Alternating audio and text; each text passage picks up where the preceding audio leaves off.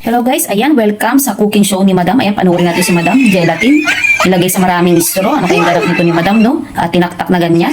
Diyos ko, messy. At pagkatapos, ayan, may paandar siyang paitlog na ganyan. Tapos pepper pa flour na cream. Binasag ang itlog. At nilagyan ng food color, minekos-mekos. Ayan, halo-halo na sila dyan. Tapos, lulutuin. Ay hindi, nilagyan ng yelo at nilagyan ng asukal na nakalagay sa embudo. At pagkatapos, nilagyan ng tubig. Ano ganap ng yelo? O tapos, tinanggal din ng yelo. Tapos niluto, ano kayong lasa niyan? Itlog na may gelatin at nilagay sa kanyang hulmahan. At ayan na naman ang yelo. Ayan. Binasag ang yelo. Tapos niluto ang yelo.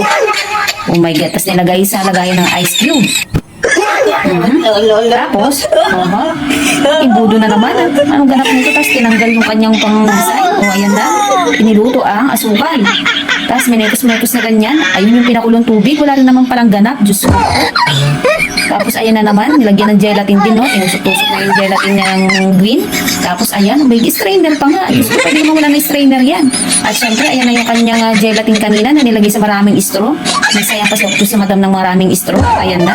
In fairness, maganda yung design, no? At ito na yung puting gelatin.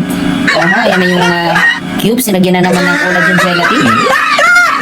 Gagawin niyo palang design. At ayan na guys. In fairness, maganda. Cheers!